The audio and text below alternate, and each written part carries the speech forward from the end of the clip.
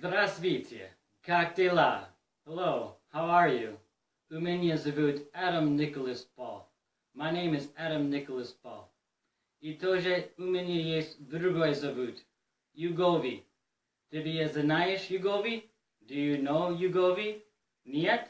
No? Почему нет? Why not? Screw Facebook and the theory of 6 degrees of separation. I thought the whole world would know me by now. Я из учитель английского. I am an English teacher. Я из шут. I am a joker. Я из драко. I am a dragon. Я из дурак. I am a fool. Когда я говорю русский, я из большой дурак. When I speak Russian, I am a big fool. Ладно, сейчас больше не на русский. Okay, now, no more Russian. Yes, I speak a little Russian. I was living there for the last year and 7 months. I came back in the end of July 2016. I taught English there to all different levels and ages. Little kids, bigger kids, teenagers, teenage adults, adult kids, kid adults, adults, and adult professionals. And they all ask me, why did you come to Russia? Do you like Russia? Do you like Putin? Why did you leave America? Do you like America? Do you like Obama? Do you like Obama? And first I say, well, I love the world and I love seeing different places, and I especially am interested in Russia because of our country's history that we share together. And I wanted to come make sure that you guys weren't plotting to take over the world again. And they smile and they nod. And I say, do they ask, do I like Russia? I say, yeah, Russia seems great so far, and you guys treat me very nice and respectful. You're very welcoming. And everyday people, I thought it was just a great experience, and it was lovely. And do I like Putin? Well, this is a big, big money issue. This is high, high up kind of stuff. And I say, well, I like Putin if you like Putin. And they smile and they nod. And they ask, well, do I like America? Of course I like America. I was born here. I have this nationalistic pride since I was young, saying the Pledge of Allegiance and the national anthem on sporting events. I mean, that's what we have with the world, is we have this proud sensation for where we come from. This is patriotism. This is nationalism. It can be very good for the world, and it can also be sometimes bad for the world, nationalism, that is. It can bring us together, but it can also divide us. And they smile and they nod. And do I like Obama? I said, well, for me, Obama, yes, I like Obama. Obama was the lesser of two evils, I told them, for me, because although I like what he's doing and his party's doing, I have some reservations about their overall agenda in big, big money types of politics. And they smile and nod, and I say, yeah, and it's interesting about American democracy is that of all the people that can vote, that are eligible to vote, only half of them vote. And every time it's either half of them vote for this candidate and the other half vote for this candidate. So they think this is interesting, and I say, yeah, and on top of that, in our presidential elections, we have this thing called the Electoral College, where if a candidate still gets the popular vote of the people that actually vote, that they can lose the election because we have this rule that we created in the 18th century during the founding of our country, and it hasn't been evolved into the modern era. We had this rule when there was 13 colonies and 4 million people that lived in the country at the time, and they think, oh, this is interesting. I say, yeah, it's interesting. So they smile and nod. Okay, so I spent a year and 7 months there. It was a great experience, loved it. I usually don't spend more than 2 years abroad. And so I came back in July of 2016, and I would definitely not be out of my country for a presidential election either. I have not missed a presidential election. And so I come back in the end of July 2016, almost August, and I'm here, Showdown 2016, in the red corner wearing the red trunks, Donald the Man Trump, and in the left corner wearing the blue trunks, Hillary the Woman Clinton. Who is it going to be? And they're actually not corners. The corners represents there's a square, and there should be other people in other corners. It's actually more of a circle, because the donkeys and elephants kind of have a bipartisan dictatorship, if you will, over who is included inside the circle of presidential debate. There can be other candidates that have the electoral probability of being elected because they're on the ballots in so many states, but they're not included inside the debate stage because these two parties make the rules and levels so high for other candidates to be even included in that. And so the discussion and the debate on where our country should go is limited to these two candidates, parties, the elephants and the donkeys. So yeah, I vote. I voted early. I voted on Halloween, okay? So I don't know if democracy is a trick or a treat, and I dressed up to vote on Halloween. I went to the Madison Public Library, here where I am now in Madison, Wisconsin, and I went in costume, and I walked in, and I said, "I'm here to vote in this so-called election because I don't know if it's a trick or a treat." And I wasn't constipated. I was trying to stay in character for my Halloween costume, which was the Godfather. I wasn't playing Old Man Biff from Back to the Future 2. I was the Godfather. I was dressing in all black. I had my cane with me, and I had my hair all Vaselined back. And it was. I thought it was funny. And the election volunteers were giving me smiles too, but I stopped my act so that I could actually vote and give them my ID, and I did register to vote. It's interesting, registering to vote. You only have to live for 10 days in Wisconsin to register to vote in Wisconsin. Only 10 days.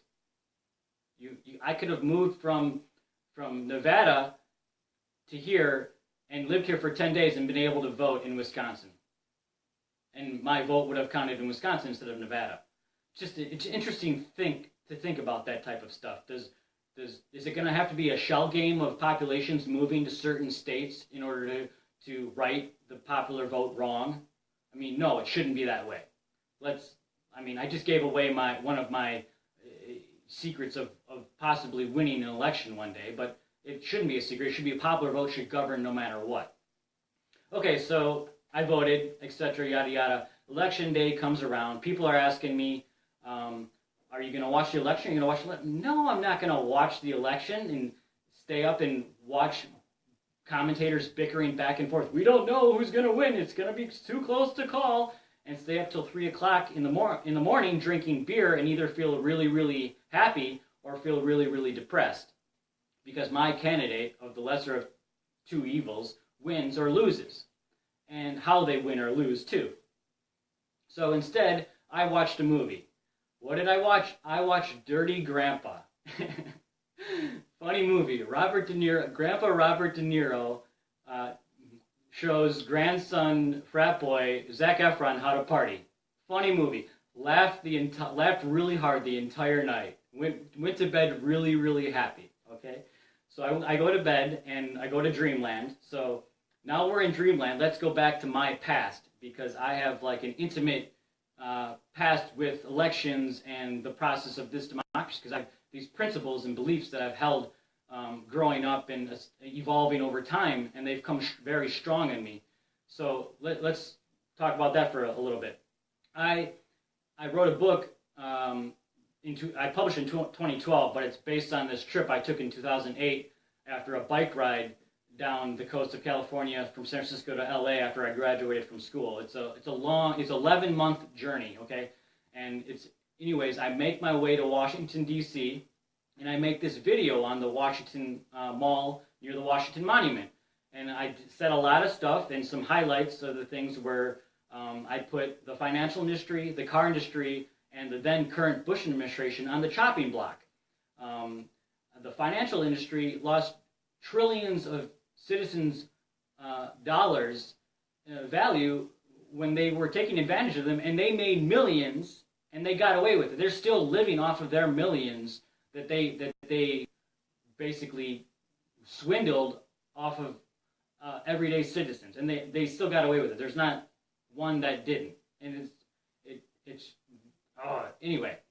So, And the car industry, so the car industry wants a bailout because they're failing to innovate at the high standard. For that, in business, if you can't innovate, if you can't stay afloat, if you can't stay black, no. We don't bail your shareholders out. We don't bail your bondholders out or your board of directors. No. You guys go away, and your property, plant, and equipment goes to somewhere else, and a new company is formed with a better innovative vision.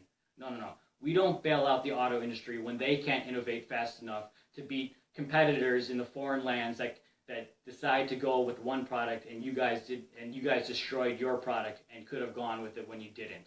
Okay? We don't deal with that. Go somewhere else if you're asking for a business bailout in the auto industry. The then current Bush administration fabricating evidence to go to war in 2003. Did you fabricate evidence to go to war and create the quagmire of what the Middle East has become today? You and your party does not deserve to hold the highest office in this country's land for decades. That should disqualify you for even having a candidate in the system at all in the first place. That's how bad your party is. Grand old party? Yes, the grand old party that lies, cheats, and steals. That's my opinion. I finished the video on the wall monument by saying that if something happens like in the 2000 election where Gore won the popular vote but lost the election because Bush won this thing called the Electoral College, that I wouldn't stand for it. That the people that voted for Gore or for, in this case, Hillary wouldn't stand for it, and we won't stand for it. This is big, okay? This is the Constitution that established the Electoral College is way outdated. It should have been this rule should have been amended before World War I, with the conduits of communication and people knowing what their candidate is and who's running for office. No. Popular vote rules. Period. Okay?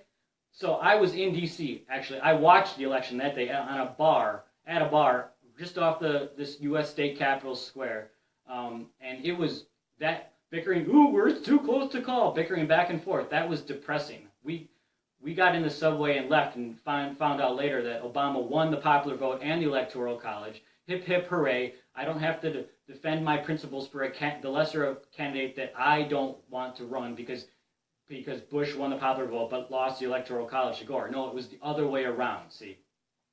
And so there's that. I wrote a big book about it, except that's a novel, okay? So I wrote a second book in December of 2015, and I wrote this and published this while I was in Russia. This is called Presidential Foresight. It was my my presidential platform opinion piece on domestic and foreign policy for 2020, because I'm running for president in 2020. And in that book, I also state that the popular vote should rule, and the Electoral College is shit. It's poop. I mean, the Electoral College is poop. And in this book, I also talk about global citizenship, world rights, citizens' rights for the whole world, not just our country, but for the whole world. And for some reason, I think the Kremlin might not have liked this world rainbow freedom ideas happening under them. Oh, for this, we will steal the election. We will help win the other candidate. Yes, for this, the candidate, Mr. Trump, will win the election, but he will lose the popular vote. Yes, we will screw with this very rainbow freedom warrior's mind. Yes. I think I really made the Kremlin mad. I hope I didn't, but hey, global rights, global citizenship rights, we got bigger issues to deal with. Not just how much oil and gas we can use until we can make enough money. All right? The third book I wrote, I was also in Russia. I wrote this in May of 2016. This was a political satire piece where I had Rodin's Thinker photoshopped in red and photoshopped in blue, and I had the donkeys and the elephants bickering back and forth about each other's political ideologies and how they can try to compromise. I also say that I'm running for president in that book, and I also say that the popular vote should rule and that the Electoral College is poop. And I say, USA, USA, popular vote, USA, USA, popular vote. Yeah. And in that book, I say that my spirit animal is a dragon. That's my presidential spirit animal, dragon, not a donkey or an elephant of the old ways. Welcome to the new age. And so we're waking up from dreamland now, and I'm looking through the news the day after the election, and I'm saying, okay, Donald won. That's cool, fine. How did he win? Oh, he won the Electoral College, but he didn't win the popular vote.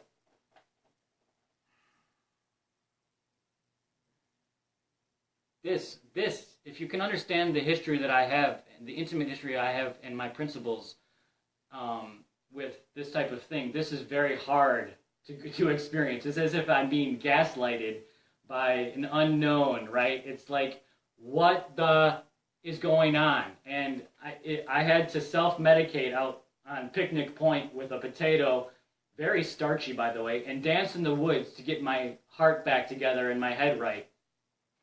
And so yeah, okay, Donald's president. That same day, the day after the election, I go to work out in the gym. I do a big workout and a run, and then I get dressed up and I go and yell at our Madison State Capitol, and I say, you can have the House and you can have the Senate, but you may not have the highest office of all. You lost that privilege back in 2003 when you fabricated evidence to go to war in Iraq. I yelled this like very, very loud at the Capitol. I actually, before I yelled it, I had a cup of ice cream from a coffee shop that I bought by near, and I ate the ice cream before I yelled, because I have this thing with when I eat ice cream, it means I really, really want to yell and scream, because we all scream for ice cream, right? Ice cream, you scream, we all scream for ice cream. So I'm screaming now. Okay, so now we got adult kid Donald up playing with his levers and his buttons with all of his new toys, and he's provoking the popular vote that he didn't get to be kind of upset with him, and he wants to dismantle some pillars of our nation's foundation that was established for decades. Okay, and this is it's not cool. That's not what the populist wants. I mean, that's not what the populist voted for. And you know that, Donald, that our presidential elections aren't like golf where the lowest score wins. No, it's the other way around. The highest score wins, okay? Whether Russia helped you or not, I'll let it slide. Just make a new amendment and have a new election, and we'll forgive you about anything you did in Russia, okay? So, Don, you fear the Fourth Estate. Okay, you fear the Fourth Estate. You fear the judicial system too, because they check your power. But you love the legislative system because they're apparently doing ring around the rosy with you, even though they dismantled you during all the debates and basically weren't really with you during the debate time. I don't even know why they included you in their circle. Maybe it's because you are in their circle and it was a big show. I mean, I watched the Republican debates. I'd rather have Mark Rubio in office right now than you. Okay, so Donald, you fear the fourth. You also fear the Fourth Estate. Okay, all these fact checkers checking you out. You don't have to fear the Fourth Estate until the Fourth Estate starts covering me, Donald. Okay, I'm your worst nightmare. I'm not your enemy, Donald. I'm your nightmare. Okay, so when the Fourth Estate starts covering me, like Colbert, Oliver, Noah, Ellen, Oprah, Maddow, okay, or Meryl Streep decides to come to Madison and make art with my heart, okay, that's when you have to fear. I'm your nightmare, Donald, okay? If you didn't hear, before you even took the oath of office, I made a video outside our Lady Liberty statue here in Madison that has a plaque on it that says forward on it. It says, if you didn't hear it, I'll tell you it again, Donald. It's Breaking news, hear all about it, hear all about it. A filibuster in the Senate, shutting down the government until an electoral college popular vote compromise, a congressional revolution, a new amendment, a new election, a new age. Welcome to the new age. Welcome to the new age. Yeah, I did that before you were even sworn into office, but after you were so-called elected into office. By a system that doesn't even grant the popular vote the winner. It's just, come on, Donald, you know that it's not golf. This is not golf. Lowest score doesn't win in this game, okay? So make a new amendment, Donald, sign it in, get out of office. The old president will come in, sit for 2 months until May. You'll have a new election in May, and if you win the popular vote, then have at it. Go back to touching your levers and your buttons, okay? But I'll see you in 2020, right? But you're not going to win in May. You won't win. I mean, what makes you think, you think you're going to smuggle in immigrants to vote for you, and then you'll win the popular vote? Is that what's going to happen? You're going to have some illegals come across the border and they're going to vote for you? No, Donald. You didn't win the popular vote, period, okay? Let's not make this a debt ceiling issue where hopefully the donkeys and maybe even some elephants have some kick left in them, and they won't allow the debt ceiling to rise unless you sign a new amendment. Okay, this is some power that the legislature has in its hands. Don't make this happen. The smoother you react, the less the markets will react, and the smoother the markets will still have their highs and highs. The more harsh you react, well, maybe, we'll have another global downturn like we did in 2008 when the financial industry took advantage of millions of people. All right, Donald? This is on your shoulders. Everything that happens is on your shoulders, Donald, and you know it, and our country knows it, the world knows it, and the popular vote governs. You know it. Let's not have the government shut down and people, the nursing homes clear out, and the nursing homes are saying, "Where's my money? Where's my drugs?" Or Billy Bob in the backyard saying, "Oh man, where's my tax return? I can't get paid. Where's my tax return?" That's right, because the government won't be able to pay its bills anymore if we don't raise the debt ceiling. Okay, let's not make that an issue. You could sign an amendment tomorrow because you could get together and circle your elephant wagons and create a new amendment that wouldn't even make the debt ceiling an issue. All right? So, once again, Donald, it's not golf. The lowest score doesn't win. And I know you'd rather be playing golf every day. So just go make a new amendment, lose the election, hopefully, in my opinion. If you win the popular vote, hey, get back and touch your levers and your buttons. That's fine with me. But make a new amendment. Don't make this a debt ceiling issue. Okay? This is the Ides of March. Don't make me take my drumsticks and play a marching beat on a snare drum.